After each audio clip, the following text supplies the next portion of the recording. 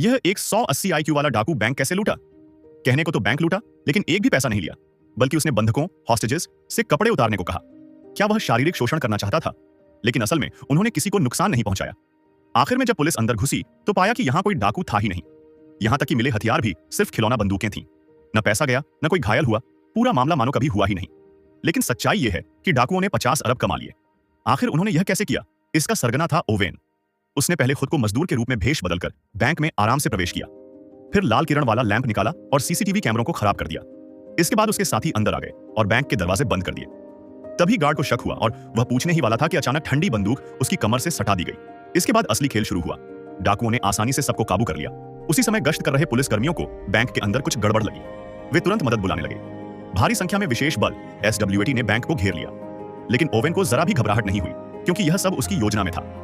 उसने सबसे पहले बंधकों के मोबाइल और चाबी ले लिए। फिर उन्हें कपड़े उतारकर एक जैसे कपड़े पहनने पर मजबूर किया।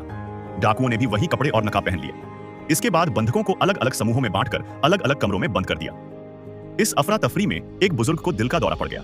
सोचने वाली बात यह है कि ओवेन ने उसे फौरन इलाज के लिए बाहर भेज दिया। इससे उसने अपनी मानवतावादी छवि भी दिखाई, जिससे बंधकों की घबराहट थोड़ी कम हुई और साथ ही पुलिस को खुली चुनौती भी दी। सामान्य तौर पर सारी तैयारी के बाद उसे अब पैसे पर हाथ साफ करना चाहिए था। लेकिन हैरानी की बात यह कि ओवेन ने कमरे में रखे ढेरों नोटों को नजरअंदाज किया। यहां तक कि कीमती लॉकर भी अनछुए रह गए।